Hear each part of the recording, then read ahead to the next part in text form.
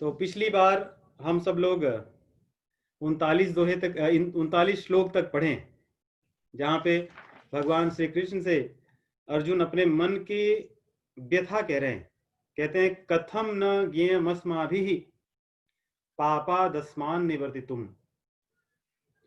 कुलक्षय कृतम दोषम प्रपश्यद्भिर्जनार्दन। हे भगवान, हे जनार्दन, हम लोग अपने बारे में कह रहे हैं, क्योंकि भगवान भी उन्हीं के पक्ष में हैं, तो कह रहे हैं कि हम लोग, उसमें आप भी हैं, क्यों नहीं हम लोग अपने आप को सुधार लें। क्योंकि जो दुर्योधन के पक्ष के लोग हैं, कौरव हैं, वे लोग तो अधर्मी हैं, वे तो अज्ञानी हैं ही, इसलिए वे लोग पाप में लगे हुए हैं। पाप के कर्म में उनको कुछ बुराई नहीं दिखाई दे रही है, लेकिन हम लोग तो जानकार हैं, हमें तो इसके बारे में प्रपश्यत भी, हम लोग इसको अच्छी तरह से जानते हैं। और जनार्दन कहते हैं कि आप हमारे कल्याण करने वाले हैं, हम सभी का भला करने वाले हैं, तो आप क्यों नहीं हमें, या हम सब लोग क्यों नहीं मिल करके ऐसा कुछ प्रयास करें, ऐसा कुछ विचार करें, ऐसी कुछ योजना बनाएं, इस पाप से हम बच जाएं। कौन सा पाप? अपने ही लोगों को मारने का पाप। और इस अध्याय में ये चीज ही दिखती है कि अर्जुन के मन में जो विचार हैं बड़े अच्छे हैं, क्योंकि अपने ही लोगों को मारना, देखिए पहले अध्याय में मुख्य चीज है ही यही कि अर्जुन जी के मन में ये भाव विचार आ गया कि अपने लोगों को मैं नहीं मारूंगा, और उनको मारना पाप है, और इसमें कोई गलत चीज नहीं दिखती। लेकिन बड़ी बात यह है कि अगर इसमें कोई गलत चीज नहीं होती तो भगवान उनकी बात को मान लेते, लेकिन हमारी दृष्टि से इसमें गलत नहीं दिख रहा है, परंतु भगवान की दृष्टि से इसमें बहुत बड़ा गलत है। भगवान की दृष्टि में उन लोगों को मारना सही है, और हमारी दृष्टि में क्या सही है क्या गलत है उसका उतना महत्व नहीं है, उतना क्या उसका कोई महत्व नहीं है जितना कि भगवान की दृष्टि में क्या है उसका महत्व है। यदि भगवान की दृष्टि में कोई चीज सही है तो सही है, और गलत है तो गलत है। तो आगे भगवान देखिए कुछ कह नहीं रहे हैं, तो अर्जुन के मन में और भी विषाद है कि अगर मेरे मन में इतना दुख है, मैं कह रहा हूं, आप कुछ तो कहो। हो सकता है कि मेरी बात को आप गलत समझ रहे हो, इसलिए नहीं कह रहे हो। तो अर्जुन आगे और भी तथ्यों से अपनी बात की पुष्टि करते हैं, अपने बात की महत्ता को बताते हैं कि देखिए मेरी बात में सच्चाई इसलिए है जो आप ध्यान नहीं दे रहे हो। वो हम लोग 40, 41, असल में 46 तक अर्जुन अपनी इन्हीं बातों को अच्छे से समझाते हैं, जिसको हम गाएंगे। कुलक्षये प्रणश्यन्ति कुलधर्माः सनातनाः, कुलक्षये प्रणश्यन्ति कुलधर्माः सनातनाः, धर्मे नष्टे कुलं कृत्स्नम् अधर्मोऽभिभवत्युत,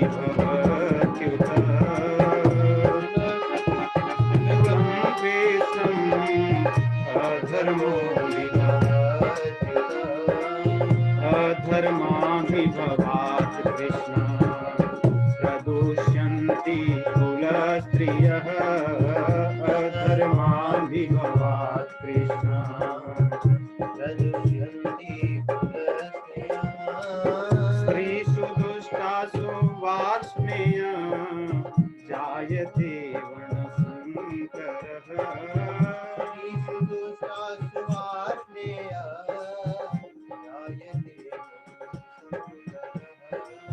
संकरो नरकायैव कुलघ्नानां कुलस्य च, संकरो नरकायैव कुलघ्नानां कुलस्य च, पतन्ति पितरो ह्येषां भुक्तपिण्डोदकक्रियाः, पतन्ति पितरो ह्येषां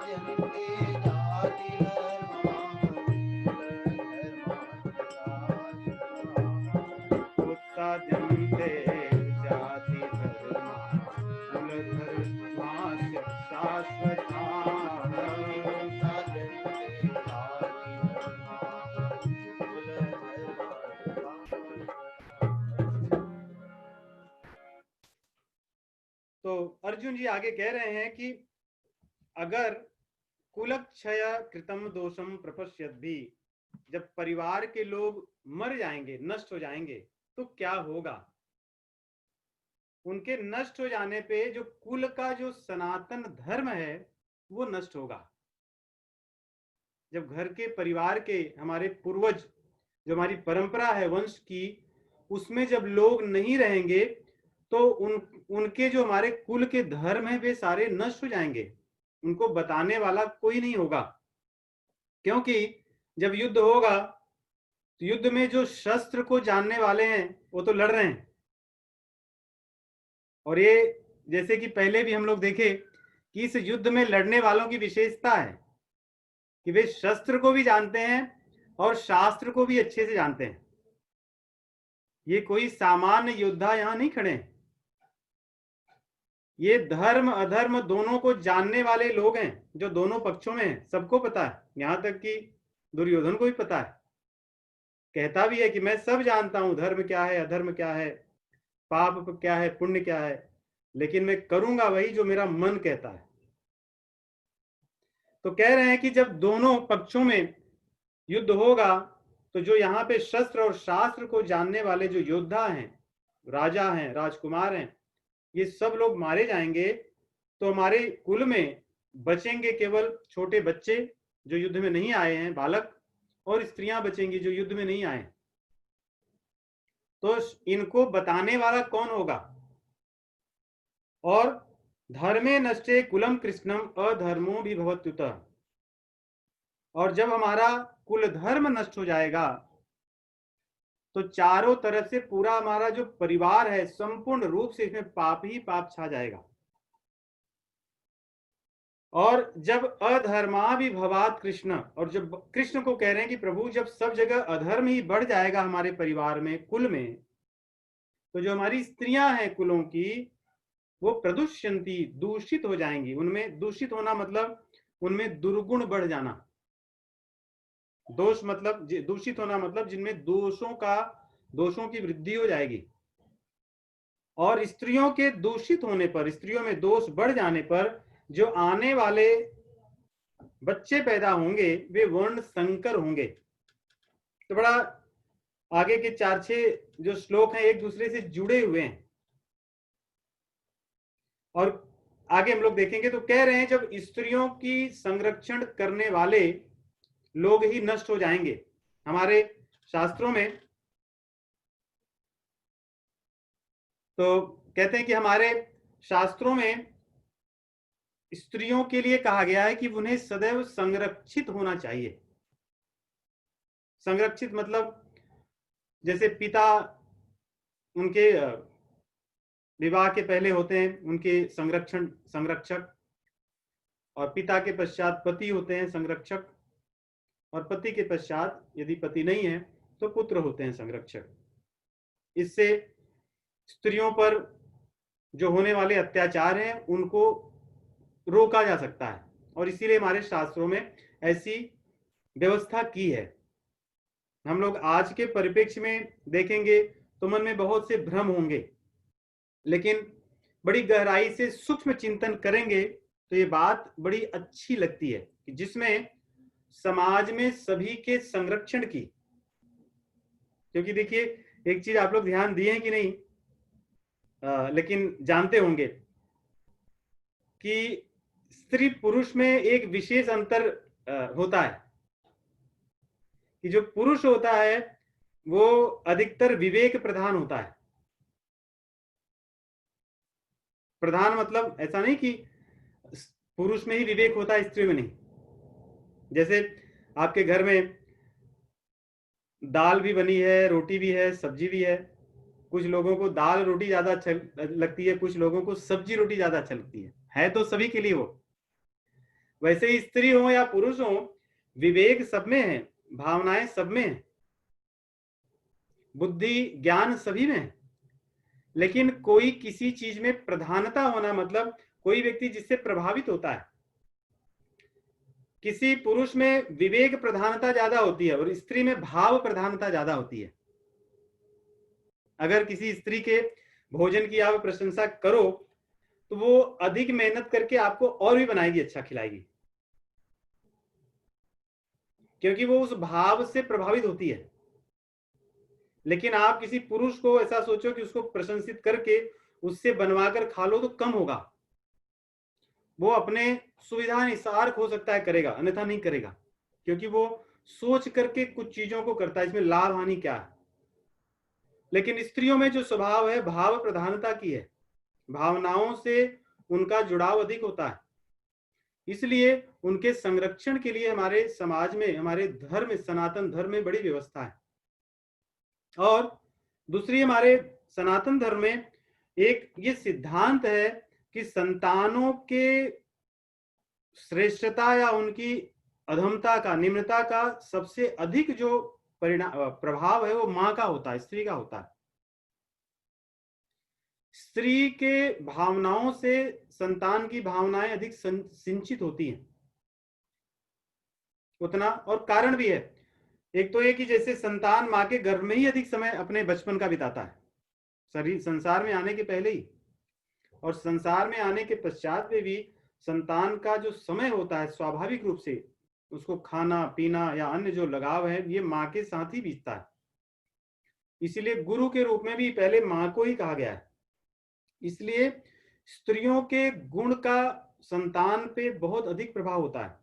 इसीलिए सर्वत्र हमारे धर्म में, और अगर आप ध्यान दोगे तो हमारे यहाँ नहीं, सर्वत्र पूरे विश्व में मुझे लगता है इस बात को किसी न किसी रूप में है कि माँ के साथ ही संतान का अधिक लगाव और अधिक उसका पालन पोषण विचारों का भी और शारीरिक भी होता है। तो यहाँ पे कह रहे हैं कि अगर हमारे जो ये योद्धा हैं, जो शस्त्र और शास्त्र के पारंगत लोग हैं, चले जाएंगे तो हमारे कुल की धर्मों को जो जानने वाले, बताने वाले, उनका पोषण करवाने वाले लोग हैं, इनके न रहने पर स्त्रियों पर दूसरे जो अधर्मी लोग हैं वो उन पर आक्रमण कर सकते हैं, उनके साथ दुर्व्यवहार कर सकते हैं, या उन्हें बहला फुसला करके उनके धर्म के प्रति जो उनकी निष्ठा है उसको नष्ट कर सकते हैं। इसलिए मुझे लगता है कि स्त्रियों के दूषित हो जाने पे जो संतान उत्पन्न होगी, केवल भोग विलास से उत्पन्न होने वाली संतानों को भी वर्ण संकर कहते हैं। दूसरा, अपनी कम्युनिटी, जाति मतलब कास्ट ट्रांसलेशन नहीं है, संस्कृत में जो जाति है, जाति का ट्रांसलेशन अंग्रेजी में कम्युनिटी होता है। इसीलिए कम्युनिटी के अंदर कुल आता है, जैसे जाति के अंदर कुल है, एक कम्युनिटी में एक कुल मतलब फैमिली होता है। तो कह रहे हैं कि जब अन्य वर्णों के लोग, अन्य वर्ण के लोगों के साथ दूषित स्त्रियों का जो संरक्षण नहीं होगा या उनके साथ उनका दुर्व्यवहार होगा, और भोग विलास से उत्पन्न होने वाली जो संतान होंगी वे संकर होंगी। संकर मतलब होता है सामान्य भाषा में मिक्सचर, खिचड़ी, हाइब्रिड। जैसे हमारी भाषा आज संकर है, अगर किसी व्यक्ति को एक भाषा में बात करने के लिए कहा जाए और विशेष करके उसकी जो अपनी स्वयं की भाषा है तो उसमें बात नहीं हो पाती, तो क्योंकि भाषा संकरता फैल गई। जैसे आप देखेंगे हम हिंदी में ही अगर बात करना आरंभ करें तो बिना अंग्रेजी के शब्दों का प्रयोग किए नहीं कर पाते, ये भाषा संकरता है। उसी प्रकार हमारी अन्य प्रकार की संकरताएं हैं, आप सब लोग जानते हैं संसार में भोजन की संकरता है ना। हमारा जो स्वास्थ्यवर्धक जो भोजन है उसको छोड़कर हम कहीं कुछ भी खा पी रहे हैं जो हमारे स्वास्थ्य के लिए अच्छा नहीं है, हम सब जानते हैं। तो जहां भी संकरता होती है, संकरता अच्छी नहीं है, ये शंकर नहीं संकर है। संकरता, कभी संकरता का सामान्य भाषा में सोचें अशुद्ध, जो भी चीज अशुद्ध होगा, क्योंकि जो भोजन है, जो पौधे हैं, जो वातावरण है, ये अलग अलग स्थानों के अलग अलग हैं और वहां पे रहने वाले लोगों के लिए उचित है। इसीलिए जो औषधि के जानकार लोग हैं वो लोग कहते हैं कि जहां रहो वहां उत्पन्न होने वाली औषधियों को, सब्जियों को, फलों को खाओ, क्योंकि वहां के अनुसार बने हुए हैं, और संकरता करने पर वो लाभ नहीं करते।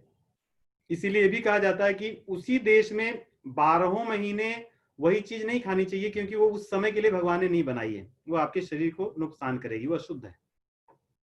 वैसे ही जब कह रहे हैं कि वर्ण संकर, जो बच्चे भी पैदा होंगे जो वर्ण संकर होंगे, तो उसका प्रभाव गलत होगा। उसका गलत प्रभाव कैसे होगा? कह रहे हैं संकरो नरकायैव कुलग्ना नाम कुलस्य पतंति पितरो येषाम लुप्त पिंडोदक क्रिया। जो संतान उत्पन्न होंगे वे अपने कुल धर्मों को नहीं जानेंगे। अब देखिए, कुल धर्म में आप जरा ध्यान से अगर सोचे सुने, मैं आपको बताऊंगा जिससे आप बहुत आसानी से समझ सकेंगे। हमारे यहाँ जब किसी के यहाँ संतान पैदा होती थी, आज हम लोग में अधिकतर 50 60 70 80 साल के लोग हैं, इसमें इतने ही पीछे जाएं अपने बचपन में, किसी के यहाँ संतान उत्पन्न होती थी, घर में ही या परिवार के लोगों में या समाज के लोगों में सारी जानकारी थी कि संतान उत्पन्न होने में जितनी भी क्रियाएं हैं उनको सब ज्ञान था, वो सब करते थे। अभी कोई नहीं जानता, क्योंकि वो जो धर्म था, जो ज्ञान था, कुल का, परंपरा का, वो नष्ट हो गया। संतान पैदा होने पर संतान की देखरेख करना, ये सारा ज्ञान था, अब नहीं है। अब आदमी गूगल करता है या अपॉइंटमेंट लेता है डॉक्टर से पूछने के लिए कि इसको क्या खिलाना है, कितना घंटा सुलाना है। ऐसी छोटी छोटी चीजें हम अगर देखें तो ये कुल धर्म से आया था, उसको कोई साइंटिफिक स्टडी करने के लिए कोई नहीं जाता था कहीं पे, सब ये परंपराओं से ज्ञान था। उसके बाद बच्चों को क्या शिक्षा देना है, बच्चों के सामने क्या बातें बोलनी है, क्या नहीं बोलनी है, ये कोई बाहर जाके कभी सीखता नहीं था, अपने परिवार में ही सीखते थे। आज हम लोग परिवार में नहीं सीखते, बाहर सीखते हैं।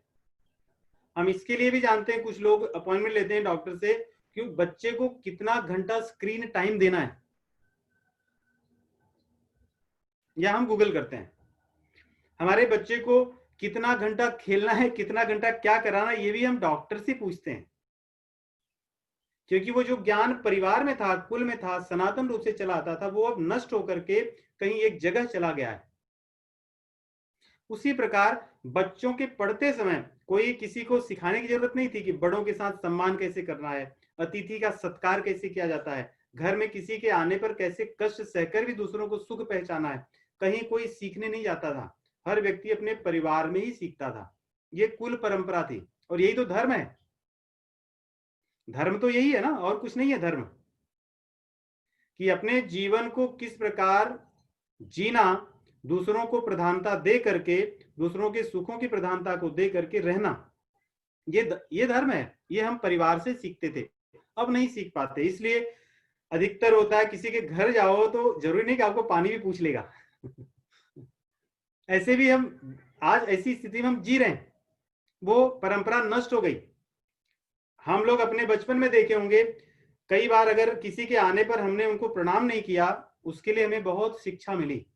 किसी को हमने आदर सत्कार से पूछा नहीं, हमें शिक्षा मिली, क्योंकि वो परिवार का धर्म था। ये हमारा सनातन धर्म था, कुल धर्म था, जो कहीं विद्यालय में नहीं, हमें परिवार में सीखने को मिलता था। और सिखाने वाले कौन थे? हमारी माताएं बहनें थी। प्रथम शिक्षा वहीं से मिलती थी। उसके अलावा व्यक्ति के विवाह में देखिए, विवाह की जितनी भी प्रक्रियाएं थी, जैसे अभी तो मेरा व्यक्तिगत रूप से अनुभव है, मेरी कभी इच्छा नहीं करती किसी भारतीय विवाह में जाने की। हालांकि मैंने कुछ विवाह जाके जरूर करवाए हैं लेकिन उनको भी अपनी तरह करा करके फिर वहां से मैं हट गया हूं, क्योंकि हमारे विवाह के जो परंपराएं थी, जिसमें जो रस था, आनंद था, वो नष्ट होकर के हमने किसी और को दे दिया है, जहां पे कुछ लोग ही हमारे विवाह को संचालित करते हैं। हमारे जो परिवार की परंपराएं थी, जिसमें नृत्य थे, गीत थे, भजन थे, जो आनंद की एक शैली थी, वो सब नहीं है, क्योंकि वो कुल धर्म, सनातन धर्म नष्ट हो गया। क्योंकि भोग विलास में जाने वाले लोग, चाहे वो बहनें हो, माताएं हो, या बच्चे हो, या पिता हो, या दादा हो, सब लोग उस तरफ चले गए, क्योंकि उन्होंने अपने जीवन को भोग विलास पे आधारित रखा। उसी चीज को अर्जुन यहां बता रहे हैं। इतना ही नहीं,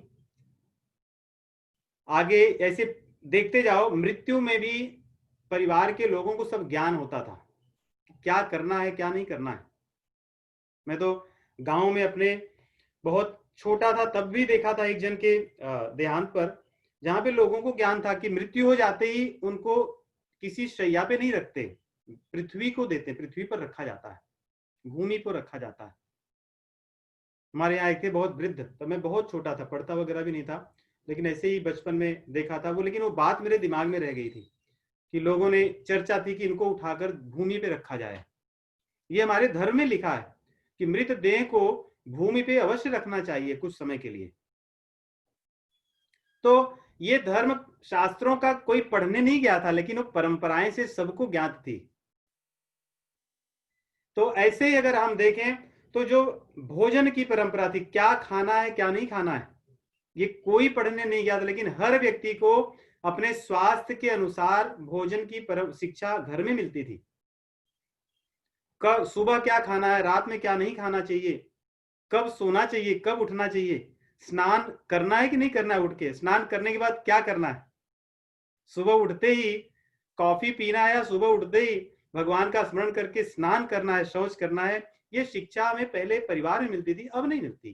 तो इसी के लिए कह रहे हैं अर्जुन, ये हमारा सनातन जो धर्म है ये कुल की परंपराओं से बना है, ये कोई अलग से इसको जाकर के कोई पाठशाला में सीख कर आया ऐसा नहीं है, ये तो हमारे घर की कुल की परंपराओं से सीखे हुए हैं। ये नष्ट हो जाएंगे, इनको नष्ट होने से बचाने के लिए मैं युद्ध नहीं करूंगा, क्योंकि मुझे पता है ये यहाँ पे इनका आत्मविश्वास भी दिखा रहा है कि मैं लड़ूंगा तो सबको मार दूंगा, कोई बचेंगे नहीं, और ये नहीं बचेंगे तो इस तरह का अधर्म हमारे परिवार में पहुंचेगा, क्योंकि जो दूसरे राजा दूर दूर के हैं वो हमारे इन परिवार में बचे हुए लोगों पर आक्रमण कर लेंगे, उनके साथ दुर्व्यवहार करेंगे, उनको चाहे बहला फुसला के चाहे कष्ट पूर्वक उनके साथ अत्याचार करेंगे, उससे हमारा वंश नष्ट हो जाएगा, हमारा सनातन धर्म नष्ट होगा। आगे ये भी कह रहे हैं, देखिए जब व्यक्ति के परिवार की परंपरा दूषित हो जाती है तो उसकी श्रद्धा कम हो जाती है। नहीं, आप देखिए श्रद्धा कम उन्हीं की होती है जो परिवार से कट जाते हैं धीरे धीरे, या अपने समाज से कट जाते हैं, अपनी कुल की परंपराओं से कट जाते हैं। वैसा होने पर व्यक्ति की श्रद्धा नहीं रहती, न तो उसकी अपनी क्रियाओं में या किसी भी प्रकार की चीजों में उसकी श्रद्धा नहीं होती।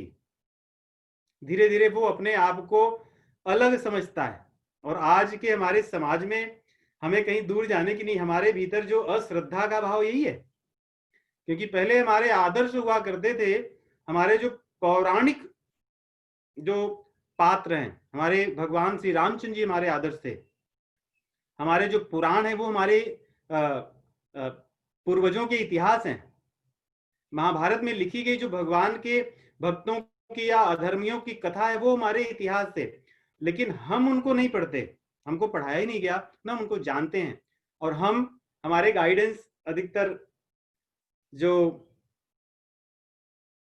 क्या कहते हैं उनको, जो नायक जो चित्रों में दिखने वाले हैं, मूवी में दिखने वाले जो हैं, जिनका मूवी के पर्दे पर जो उनका चरित्र अलग है और पर्दे से हटते ही उनका चरित्र अलग है, तो ये जो हमारे आदर्श हैं, इन आदर्शों से हमारे जीवन में जो धर्म के प्रति श्रद्धा होनी चाहिए वो नहीं होती। इसीलिए संसार की जितने भी धर्म के प्रति अश्रद्धा उत्पन्न करने वाले लोग हैं वे ज्यादा चर्चित हैं, और हम लोग को वो अच्छे भी लगते हैं, लॉजिकल, बहुत तर्क की दृष्टि से सही लगते हैं, और अर्जुन की बात भी यहाँ तर्क की दृष्टि से सही ही लग रही है। तो अर्जुन कह रहे हैं कि जब ये नरक वर्ण संकर लोग होंगे इनकी श्रद्धा नहीं होगी, और इसीलिए लोग श्राद्ध और तर्पण को बंद कर देंगे। हमारे सनातन धर्म में सबसे बड़ी चीज है श्राद्ध और तर्पण, अधिकतर लोग अब नहीं करते। श्राद्ध तर्पण सबको करना चाहिए, यहां तक कि देखिए शास्त्र में कहा गया है कि जो व्यक्ति भगवान की भक्ति के मार्ग में चला जाए उसके श्राद्ध तर्पण न करने पर भी जो श्राद्ध तर्पण से फल मिलता है वो उनको उनके पूर्वजों को मिलता है। फिर भी हमारे जो आचार्य हैं और शास्त्रों में भी कई जगह लिखा है कि श्राद्ध तर्पण सभी को करना चाहिए। ये तो इसी तरह है जैसे हमारे घर में कोई आए हम उनको भोजन दें, पानी दें, वैसे जो हमारे पूर्वज चले गए हैं वो लोग जो पितर लोक में जाते हैं, पितर लोक में दो तरह के लोग होते हैं, एक तो वहां के संचालन करने वाले लोग। हम लोग जब गरुड़ पुराण की चर्चा कर रहे थे नवंबर में, तो इस बारे में मैंने विस्तार से बताया था। तो पितर लोक में जो मरने वाले लोग होते हैं इस संसार से, उनकी गति पितरलोक में होती है, कुछ दिन वो वहां रहते हैं, और सब रहे ऐसा आवश्यक नहीं है। जिसकी कर्म अच्छे हैं, पुण्य अच्छे हैं, वो वहां नहीं रहता। लेकिन शास्त्र कहते हैं जब मनुष्य शरीर मिलता है तो कहीं ना कहीं पाप तो होता है, इसलिए आदमी को कुछ समय के लिए भी नरक में जाना पड़ता है, भले वहां से हो के जाए, और पितर लोक में भी जाना पड़ता है। इसलिए नरकों से छुटकारा के लिए हमें पुण्य करना चाहिए, और पितर लोक में हमें अच्छी सुख सुविधा मिलती रहे, वहां रहकर भी हम अपने आगे की गति को अच्छा कर सकें। इसके लिए जो हमारे संतान हैं या हमारे आने वाले जो लोग हैं वे हमारे लिए कुछ करें, उसी को श्राद्ध तर्पण कहा जाता है। अर्जुन कह रहे हैं ये जो वर्ण संकर लोग होंगे इनकी श्रद्धा तो होगी नहीं, तो ये लोग श्राद्ध तर्पण बंद कर देंगे। श्राद्ध तर्पण बंद कर देने से जो पितर लोक में हमारे पूर्वज हैं या ये जो लोग मारे जाएंगे, ये पितर लोक में जब जाएंगे तो इनको तो कुछ मिलने ही वाला नहीं, तो ये तो फिर अंत में नरक में ही जाएंगे। और अनियतो वास, कहते हैं नरक में इनका वास अनियत होगा। नियत मतलब होता है डिटरमिन्ड या निश्चित, या उसको क्या कहेंगे यहाँ पे कि एक स्पेसिफाइड टाइम, कि इतने दिन के लिए। अनियत कह रहे हैं, कहते हैं कि उसमें तब कोई निश्चित समय सीमा नहीं होगी, ये हमारे जो लोग हैं ये नरक में ही बैठेंगे, वहां के वासी बन जाएंगे। इसलिए मुझे युद्ध नहीं करना है, मैं युद्ध नहीं कर सकता अपने इन सब लोगों के भले के लिए। और आगे कह रहे हैं 44 से हम लोग पढ़ेंगे, 44, 45, 46, 47 उनको गाते हैं।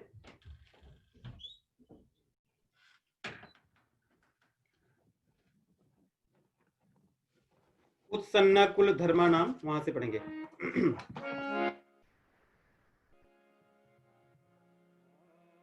सन्न कुल धर्माणाम मनुष्याणाम जनार्दन, उत्सन्न कुल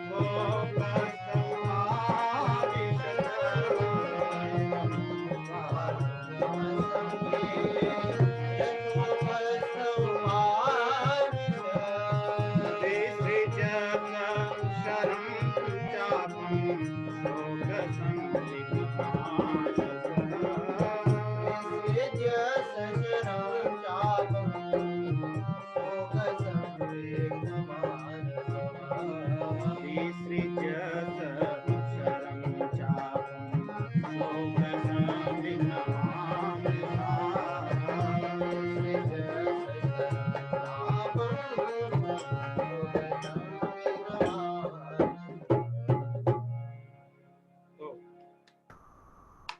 अर्जुन अपनी बात को रुक नहीं रहे हैं। जब कोई व्यक्ति मान लो बड़ा अपना हितैषी हो, उससे हम अपने मन की बात कहें, वो भी खुशी की नहीं, दुख के समय की, और वो बस शांति से सुनता रहे, तो मन में बड़े भाव आएंगे कि आखिर ये बोल क्यों नहीं रहा है। हो सकता है मेरी बात से सहमत न हो और मुझे गलत समझ रहा हो। तो अधिकतर व्यक्ति अलग अलग तरह से अपनी बात को रखने का प्रयास करता है। अर्जुन की स्थिति यहां ऐसी ही है। इतना विशाल दुख उनके सामने, शोक से संतप्त, अपना प्रिय मित्र जो सामने बैठा है, अभी तक अपनी आज्ञानुसार जैसी उनकी इच्छा होती थी, अर्जुन की इच्छा अनुसार उनको लेकर चलते थे भगवान कृष्ण, और उनकी बात का उत्तर देते थे, और सखा थे। सखा मतलब कहते हैं कि बहुत ही जो घनिष्ठ मित्र उसको सखा कहते हैं। मित्र भी शब्द है, सखा भी है, दोनों में अंतर है। तो अर्जुन के भगवान मित्र नहीं सखा हैं, लेकिन वो कुछ कह नहीं रहे हैं। उन्हें लगा कि शायद वो समझ नहीं पाए, अपनी बात को और तर्क की दृष्टि से कह रहे हैं। कहते हैं कि हे प्रभु, उत्सन्न कुल धर्माणाम मनुष्याणाम जनार्दन नर के नियतम वासो भवती इति अनुशुश्रुमा। हे जनार्दन, आप तो सबका कल्याण चाहने वाले हैं, और जो मैं बात कह रहा हूं ये सबके कल्याण के लिए कह रहा हूं, तो फिर आप क्यों शांत बैठे हैं? मैंने तो कितने अपने ऋषियों से सुना है, अपने पूर्वजों से सुना है, जो ज्ञान को, जो धर्म को जानने वाले ज्ञानी हैं, उन लोगों से सुना है। अपनी बात को अब अर्जुन कुछ तथ्यों से या अन्य जो ऋषि मुनि हो गए हैं उनकी बातों से उसकी पुष्टि कर रहे हैं, उसको सहयोग दे रहे हैं कि मैं जो कह रहा हूं मनमानी बात नहीं कह रहा हूं। हमारे ऋषि मुनि पूर्वजों ने कहा है जो मैं कह रहा हूं, और आप भी जानते हैं कि इस तरह जो वर्ण संकर लोग हो जाएंगे, जो उत्सन्न कुल धर्माणाम, उत्सन्न मतलब होता है विनाश हो जाएगा, जिनके कुल धर्म का विनाश हो जाएगा, वे लोग अनियतम वासो, वास करेंगे बहुत अधिक समय तक नरक में। तो आप क्यों कुछ नहीं कह रहे हैं? अहो बत महत पापम। अहो संस्कृत में होता है जब कोई बड़ी व्यक्ति आश्चर्य करता है, वाव को भी कह सकते हैं, वाव ऐसे। और यहाँ पे आश्चर्य अहो बत, बत मतलब होता है बहुत दुख के साथ जब व्यक्ति कुछ कहे, ओ माय गॉड, बहुत दुख के लिए ऐसा हो गया, या कभी ओ राम राम राम राम ऐसा हो गया। बत शब्द का अर्थ वही है संस्कृत में। कहते हैं कि बहुत आश्चर्य के साथ दुख में शोक प्रकट करते हुए अर्जुन कह रहे हैं कि देखो क्या हो रहा है कृष्ण, आप क्यों नहीं देखते? हम लोग जो इतने अच्छे लोग हैं, हम लोग क्या करने के लिए यहाँ पे बैठे हैं? व्यवस्थिता मतलब निश्चित करके आया हुआ, विद डिटर्मिनेशन। हम लोग कैसा निश्चय करके बैठे हैं, और आप भी हमारे साथ हो, आप हमारे मित्र हो, आप सब ज्ञानी हो, फिर भी आप ध्यान नहीं दिए। ऐसा हो गया, हम लोग यहाँ युद्ध के मैदान में आकर खड़े हैं, और केवल राज और सुख, इन सब चीजों के लिए हम अपने लोगों को मारने के लिए तैयार हो चुके हैं। ओहो राम राम राम ऐसा कह करके भगवान से कहते हैं कि प्रभु, मैं नहीं समझ पाया तो बात अलग थी, आप हमारे साथ बैठे थे, आपने क्यों नहीं मुझे समझाया? और आप नहीं समझाए तो बात अलग है, मैं जब आपसे कह रहा हूं अभी भी आप नहीं कुछ कह रहे हैं। ऐसा क्या करके अपना शोक और आश्चर्य दोनों प्रकट कर रहे हैं। आश्चर्य इसलिए कि आप थे, आपने भी हमको नहीं रोका, और हम लोग इतने ज्ञानी होकर भी ये काम नहीं किए। शोक इसलिए कि और जो करने जा रहे हैं, इसके करने के पश्चात इसका परिणाम क्या होगा। हम सब विनाश के तरफ जा रहे हैं, आप मेरे सारथी बने हुए हैं। कोई और होता तो बात अलग है। आपको मैंने इसीलिए नहीं चुना था अक्षौहिणी सेना को छोड़कर, कि आप ऐसे ही बैठे रहें और कुछ न करें। तो इस प्रकार कहते हैं, आगे कहते हैं, यदि माम अप्रतिकारम अशस्त्रम शस्त्रपाणय, कि हे भगवान, यदि ये धातराष्ट्रा मतलब ये दुर्योधन आदि जो कौरव हैं, ये अगर इस युद्ध में मुझे मार देते हैं, हन्यु, तब भी मेरा भला होगा। भले ये मुझे मारने आएंगे, मैं इनका प्रतिकार नहीं करूंगा, मैं अपनी रक्षा के लिए कुछ करूंगा नहीं, क्योंकि मैंने अपने धनुष बाण दोनों रख दिए। बाएं हाथ में मेरा जो टंगा हुआ गांडीव था उसको भी मैंने रख दिया है, और दाहिने हाथ में मेरे जो बाण थे उनको रख करके मैं बैठा हूं। तो मैंने अपने शस्त्रों को तो त्याग दिया है, और शस्त्र के न रहने पर क्षत्रिय वार नहीं करते, लेकिन कौरव लोगों को मैं धर्म वाले क्षत्रिय नहीं मानता, इसलिए हो सकता है ये लोग मुझ पर वार कर दें, फिर भी मैं इनका प्रतिकार नहीं करूंगा। अब मैं इनसे युद्ध नहीं करूंगा, अपनी रक्षा के लिए कुछ नहीं करूंगा। ये मुझे मार दें, मैं मर जाना बेहतर समझता हूं, परंतु युद्ध में धात रासा रणे हन्यु तन में क्षेम तरम भवेत, मैं मर जाना अच्छा समझता हूं, क्योंकि वो मेरे लिए अच्छा होगा, बेहतर होगा, मेरे लिए ज्यादा कल्याण का होगा। क्योंकि एक तो ये कि अशस्त्र वाले व्यक्ति को मारना अच्छी बात नहीं है, और अगर ऐसे में मर भी गया दुर्योधन या इनके अत्याचार से, तो आप मेरे सम्मुख हो तो मेरा तो भला ही हो जाएगा मर जाने में भी, क्योंकि भगवान के सम्मुख किसी के प्राण चले जाएं तो व्यक्ति की गति भगवत धाम की होती है। तो अर्जुन इस प्रकार के अपने आचार विचार को भगवान के साथ बहुत प्रकट कर रहे हैं, और भगवान उनसे कुछ कह नहीं रहे, शांति से बैठे हैं। इसलिए उनके मन में बड़ी एक व्याकुलता और बढ़ती जा रही है कि ये कैसे मेरे मित्र हैं जिनको इतना सब कहने के बाद भी ये अभी तक शांति से बैठे हैं।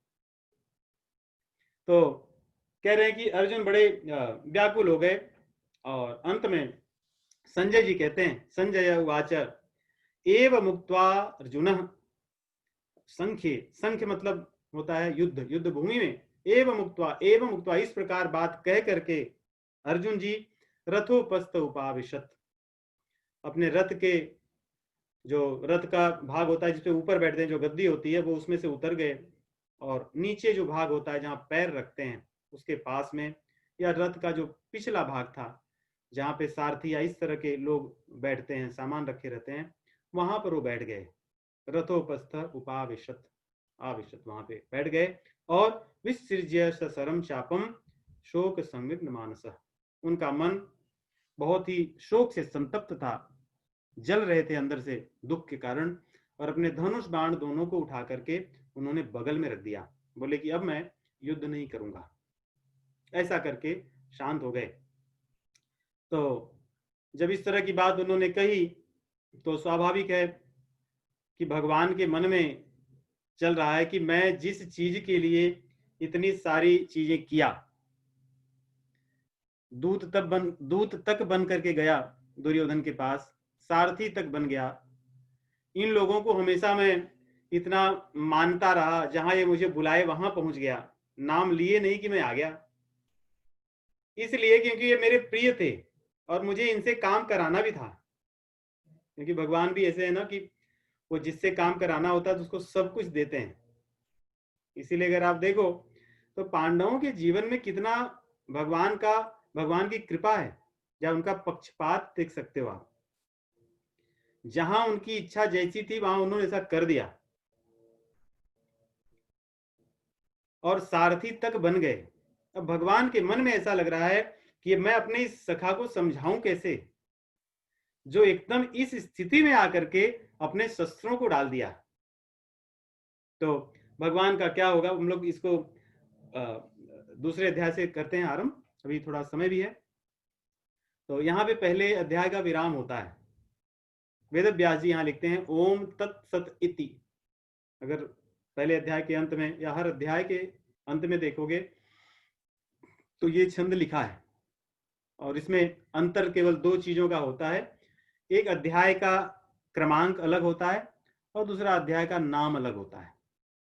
कह रहे हैं ओम तत्सत इति,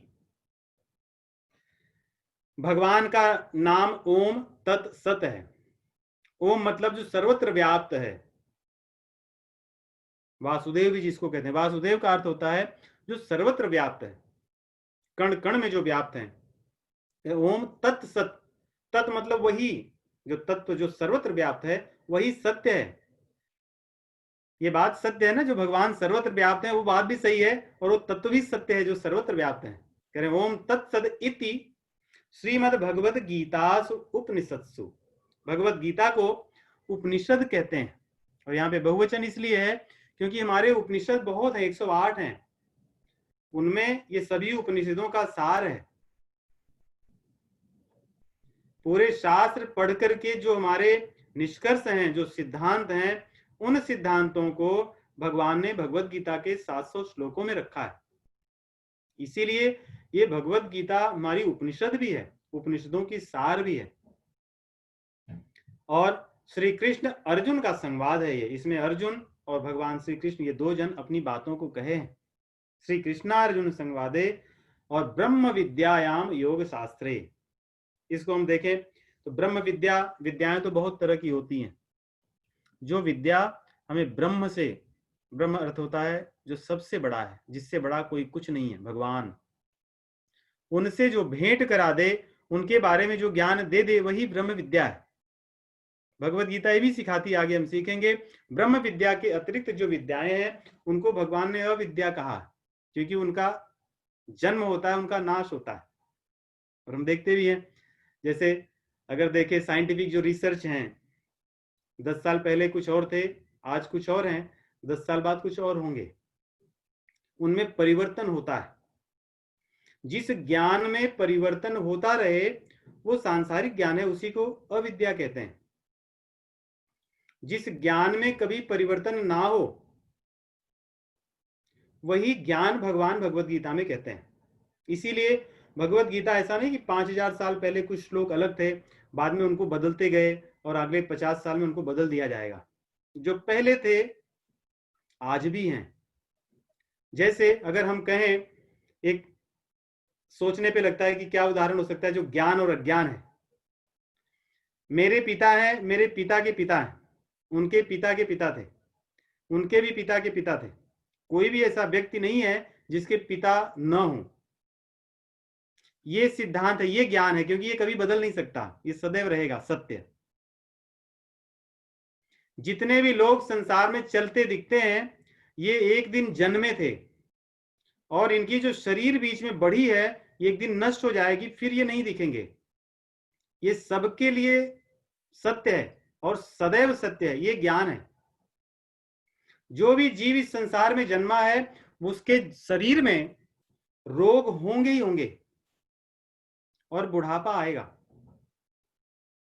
ये सत्य है, इसको कोई नहीं बदल सकता, ये ज्ञान है। हम माने या न माने, इस पूरे ब्रह्मांड में किसी एक की चलती है,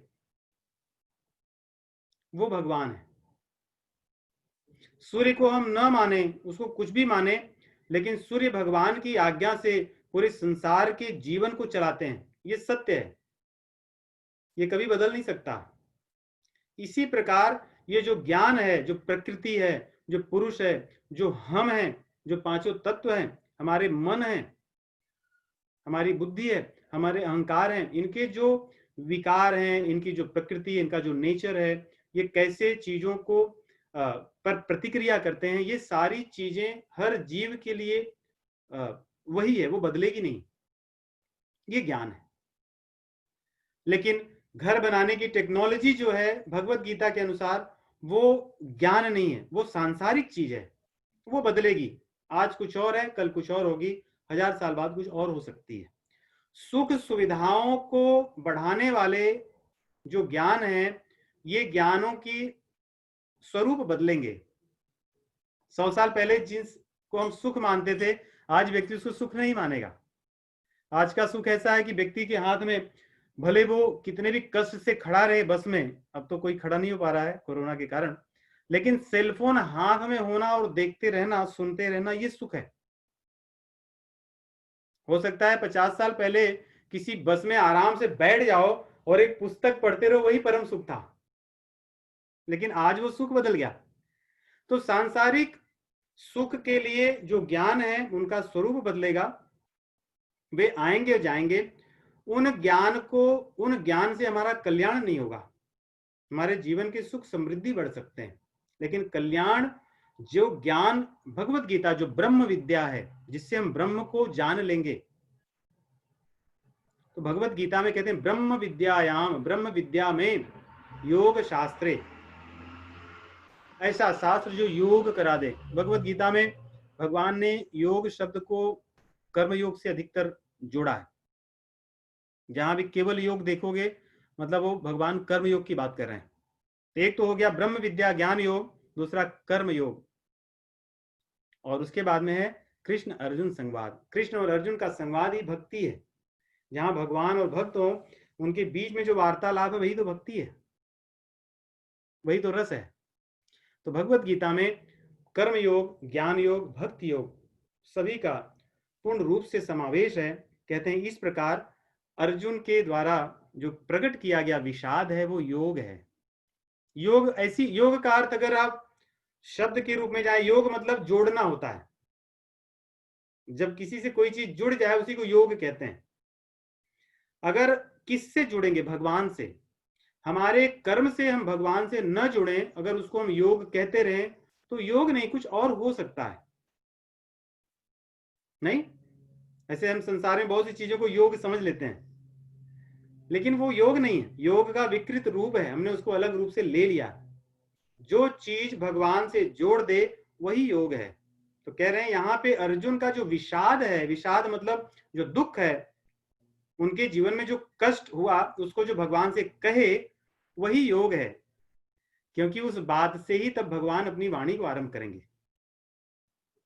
तो उनका जो दुख था वो भी एक योग बन गया। और हमारे लिए भी है कि हमारे मन में जब संदेह हो और उस संदेह को हम प्रकट कहीं कहां करें? भगवान के पास करें, भगवान के लोगों के पास करें, जिससे हमारा वो संदेह नष्ट हो सके, वो योग है। तो यहां पे कह रहे हैं कि अर्जुन का जो विषाद था वही एक योग है, और वो योग अध्याय पूरा हुआ। इति, यहाँ पे उसकी इति होती है, समाप्ति होती है। तो दूसरा अध्याय आरंभ करते हैं। कुछ मिनट तो है हमारे पास, तो हम लोग दूसरा अध्याय करेंगे, आरंभ कर देंगे। 5 श्लोक तक आप लोग पढ़े हैं, हम लोग श्लोकों को गाते हैं। और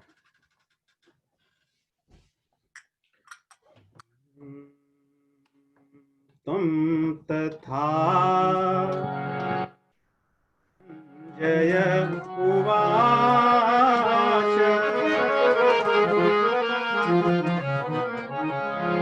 तं तथा कृपयाविष्टम् अश्रुपूर्णा पुरेक्षणम् तं तथा कृपयाविष्टम् अश्रुपूर्णा पुरेक्षणम् विषीदन्तमिदं वाक्यम् उवाच मधुसूदनः।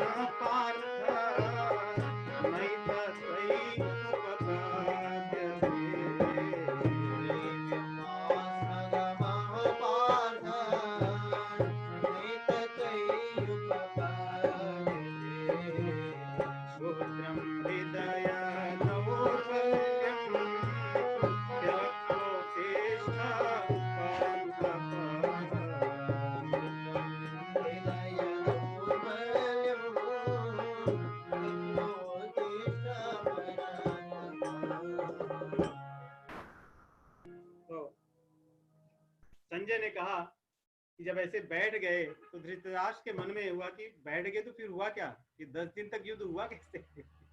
तो उन्होंने कहा कि तम तथा कृपया विष्टम अश्रुपूर्णा कुलेक्षणम, कि अर्जुन के मन में इतना विषाद हुआ, और विषाद कायरता के कारण नहीं हुआ, उनके मन में इतने अच्छे कृपा के भाव थे, दया के भाव थे। उस दया के भाव से उनकी जो भावना थी ढक गई, और इतना ही नहीं, उनके आंखों में अश्रु आ गया। देखिए, क्षत्रिय के आंखों में अश्रु आना बड़ी लज्जा की बात होती है। क्षत्रिय मर जाता है लेकिन रोता नहीं, वो भी युद्ध भूमि में। कहीं और प्रसंगवश बात अलग होती है, लेकिन भगवान जैसे श्री रामचंद्र जी हैं, कितने भावुक हैं, कितने रोते हैं अपने भक्तों के लिए। परंतु युद्ध भूमि में देखिए, युद्ध भूमि में उनके नेत्रों का वर्णन सदैव लाल दिखता है, लाल रंग का जिसका नेत्र हो। इसीलिए जहां भी श्लोक होंगे भगवान के, उनका अधिकतर राजीव लोचन कहते हैं, जो कमल, लाल कमल के समान जिनकी आंखें क्रोध में शत्रुओं को मारने के लिए उद्यत हैं। अकेले ही उन्होंने जनस्थान में 14,000 राक्षसों को बड़े आसानी से मार दिया, और उनके क्रोध को देखकर ही कहते हैं कि जो योद्धा थे वो डर गए थे कि दिखने में तो इतने सुंदर हैं, लेकिन इनका क्रोध ऐसे कैसे हो सकता है। वैसे ही अर्जुन जी के मन में भी यहाँ पे जो बहुत कार्पण्यता या कृपयाविष्टम, कायरता नहीं, दया के कारण, करुणा के कारण जो उनके मन में भाव उठा, उनके आंखें जो है अश्रु से भर गए। अश्रुपूर्ण आकुल इक्षणम, उनकी आंखें अश्रु से पूरी तरह भर गई और वो व्याकुल हो गए। क्या कहें अब, क्या न कहें, बैठ गए धनुष बाण रख के। कहते हैं कि इतना कह करके मैं थक गया, अब क्या आप कुछ नहीं बोल रहे हो। ऐसे अगर आप बड़ी कल्पना करें कि हम ऐसी स्थिति में हो और हमारा कोई मित्र हो, उसको हम सब बातें बताते रहे, कुछ न बोले, तो फिर हमें भी रोना आएगा, हम भी रोने लगेंगे कि कैसा मित्र है। इसलिए उन्होंने धनुष बाण बगल में रख करके अपने मन में जो भाव थे उनको रोक न सके, उनकी आंखें अश्रु से भर गईं और व्याकुल हो गए। विषीदंतम इदम वाक्यम उवाच मधुसूदन, और विषीदंतम, और शोक से भरे हुए हैं, शोक से पीड़ित हैं अर्जुन। ये सारे वाक्य अर्जुन के लिए हैं। विषीदंतम इदम वाक्यम, इन वाक्यों को मधुसूदन ने कहा। यहाँ पे मधुसूदन इसलिए भी कह रहे हैं कि भगवान तो देखो मधुसूदन है, जो राक्षस उनको मारते हैं, लेकिन यहाँ पे जो खड़े लोग हैं राक्षस थोड़ी है बेचारे, ये तो हमारे परिवार के लोग हैं। आप इनको मारने के लिए कह रहे हो, अगर राक्षस होते तो मैं मार देता, लेकिन यहाँ पे मधुसूदन भगवान ऐसे हैं जो राक्षसों को मारते हैं, जो अधर्मियों को मारते हैं, लेकिन आज मेरे परिवार के लोगों को मारने के लिए कह रहे हैं। तो ऐसा भाव है। तो जब देखे कि भगवान ने कि अब ये अर्जुन निराश हो चुके हैं पूरी तरह से, अब ये शायद कुछ न बोलें, अब ये और जोर से हो सकता है फूट फूट कर रोने लगे, तब भगवान ने बोलना आरंभ किया। श्री भगवान उवाच, भगवान ने देखिए बड़ी चतुराई से कम शब्दों में अपनी बात को कहने का उन्होंने प्रयास किया। उन्होंने एक भी अर्जुन की बात का समर्थन नहीं किया।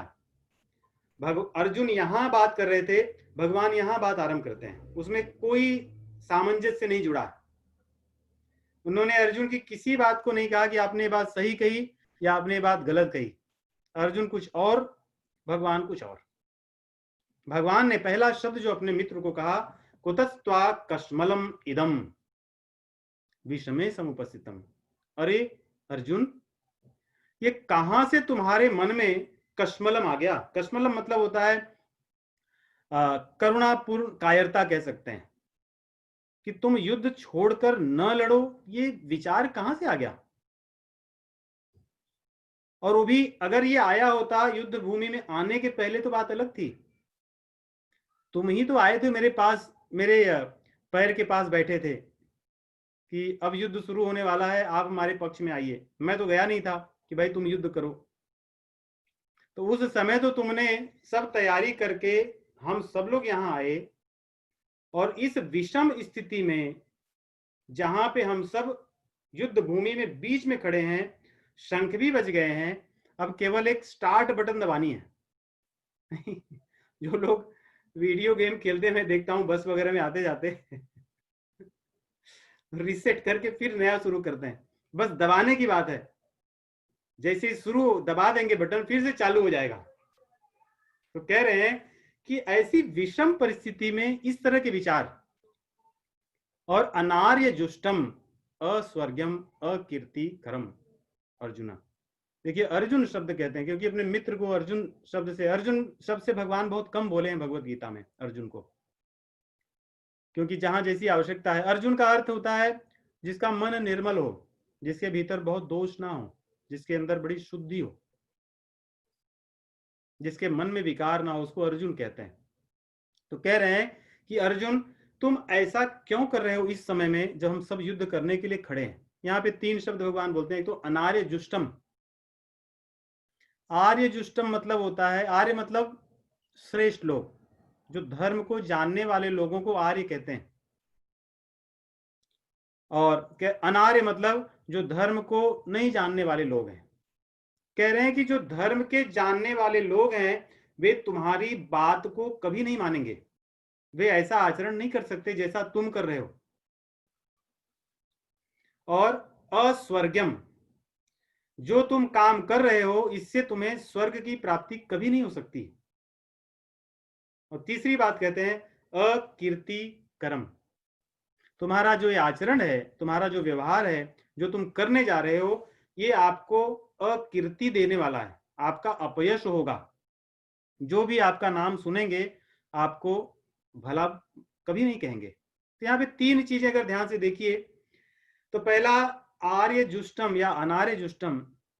जो आर्य होता है वो जो अपना कार्य करता है उससे वो परलोक को सुधारता है। हम लोग अपने जीवन में जो भी काम अपने परलोक को सुधारने के लिए करते हैं वही आर्य जुष्ट काम होता है। तो यहां कह रहे हैं तुम्हारा जो काम है ये तुम्हारे परलोक को बिगाड़ देगा, इससे तुम्हें परलोक नहीं मिलेगा। तो कई लोग होते हैं कहते हैं मुझे भाई देखो परलोक से लेना देना नहीं है, लेकिन मैं स्वर्ग को पाना चाहता हूं जहां भोग भोगूंगा। तो भगवान कह रहे हैं कि तुम्हारा जो कर्म है ये तुम्हें स्वर्ग भी नहीं देगा, स्वर्ग में तुम नहीं जा सकते, क्योंकि जो क्षत्रिय युद्ध में पीठ दिखाकर पीछे भाग जाता है वो नरक की गति पाता है, और जो लड़ते हुए वहां मारा जाता है, वीर गति को प्राप्त होता है, उसका स्थान स्वर्ग होता है। और वो आज के परिप्रेक्ष्य में भी जो सैनिक हैं उनके लिए, जो आर्मी में, मिलिट्री में या जहां भी जो लड़ते हुए मारे जाते हैं, उनकी गति स्वर्ग लोक की होती है, सैनिकों की। तो भगवान कह रहे हैं जब तुम यहां से भाग जाओगे युद्ध छोड़ के, तो तुम तो कभी स्वर्ग को भी नहीं पा सकते। और दूसरा ये भी देखिए, स्वर्ग में वही जाते हैं जिनके पुण्य कर्म होते हैं। तो जो तुम काम कर रहे हो, युद्ध को छोड़कर भाग रहे हो, ये अधर्म है, ये पाप देगा, इस पाप से तुम स्वर्ग को नहीं जा सकते। क्योंकि इस युद्ध में 2 तरह के लोग हैं, एक धर्म की तरफ, एक अधर्म की तरफ। अधर्मियों को मारने का काम छोड़कर तुम भाग रहे हो, ये पाप है, इसलिए तुम नरक में जाओगे। और तीसरा कहते हैं, कई बार लोग कहते हैं कि भाई देखो न मुझे परलोक का लेना देना है, न तो स्वर्ग का लेना देना है, खाओ पियो मौज करो और संसार में अपना नाम कमाओ, संसार में लोग मुझे जाने, खूब धन कमा लूं, मेरा नाम हो जाए, मेरी प्रशंसा हो जाए। तो भगवान कह रहे हैं कि अर्जुन अगर तुम वो भी चाह रहे हो तो वो भी नहीं होगा।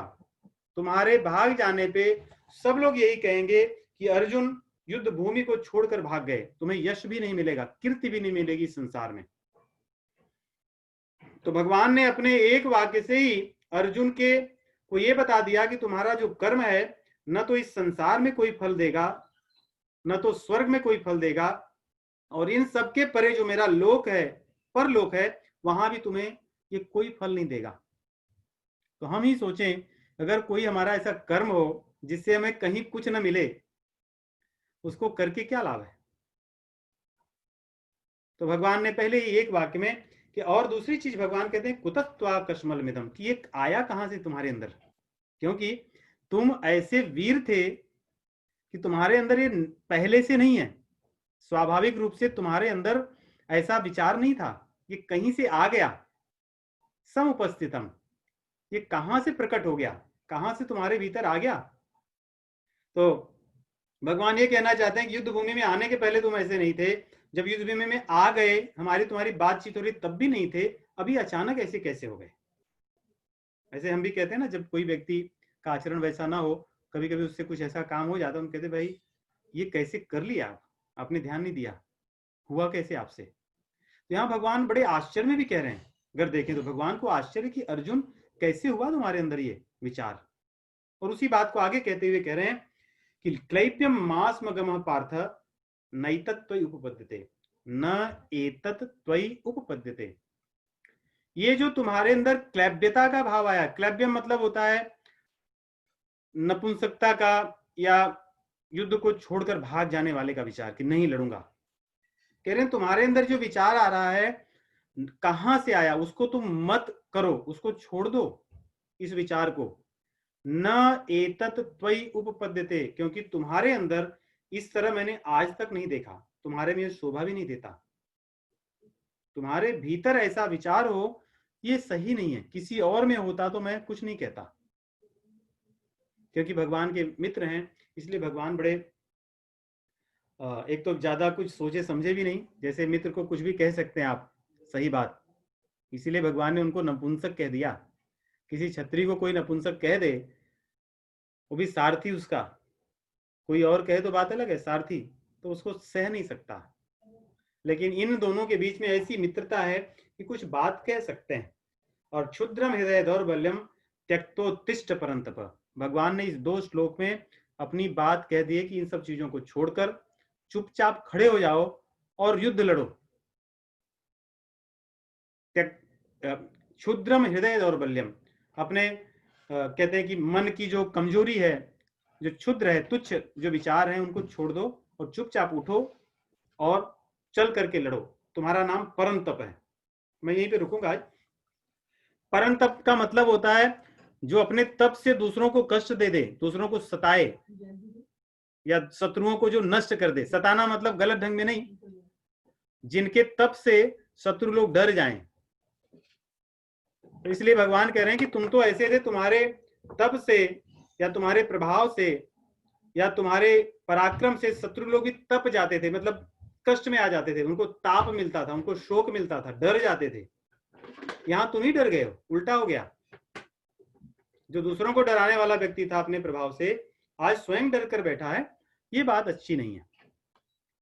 तो इस तरह भगवान अपने मित्र को 2 श्लोकों में उनके जो तथ्य थे पुराने, उनकी एक तरह से खंडित करके अपनी बात को रख दिए। और इसके बाद जो चीजें होंगी उसमें अर्जुन फिर अब अपनी पक्ष को रखेंगे और भगवान उन पक्षों को छोड़कर अपने पक्ष को रखेंगे, जिसमें भगवान का कर्म योग, ज्ञान योग, भक्ति योग से समन्वित जो ये ज्ञान है, अर्जुन को सब तरह से समझाने का प्रयास करेंगे।